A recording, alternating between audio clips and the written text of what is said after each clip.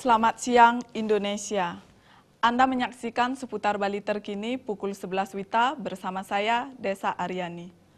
Mewujudkan SDM generasi muda Hindu berkualitas dan mampu berkontribusi menjaga Bali, Peradah Indonesia menggelar Sarasehan Nasional. Sarasehan Nasional ini merupakan bagian dari rangkaian pendidikan kepemimpinan nasional atau Pakemnas ke-9 dengan Bali sebagai tuan rumah.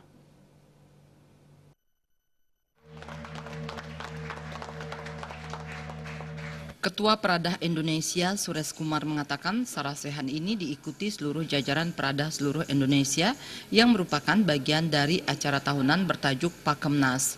Sarasehan kali ini diagendakan membahas bagaimana menjaga budaya Bali dari ancaman gerusan kemajuan zaman. Budaya merupakan penopang sektor pariwisata sehingga jangan sampai mengorbankan budaya.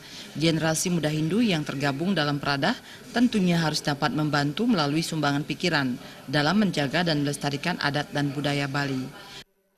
Bali itu kan pariwisata menjadi modal utama sebenarnya. Cuma yang harus diingat, Bali itu kan memiliki budaya adiluhung yang kuat. Nah, kita nggak mau jangan sampai gara-gara mengejar pariwisata semata budayanya dikorbankan.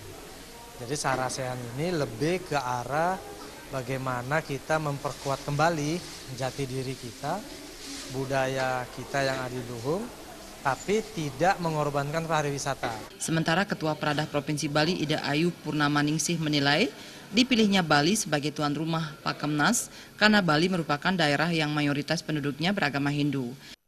Jadi kenapa Bali ditunjuk sebagai pelaksana Pakemnas? Karena selama ini Bali terkenal sebagai barometer dari Peradah Indonesia itu sendiri. Kenapa demikian? Karena Peradah merupakan perhimpunan pemuda Hindu Indonesia.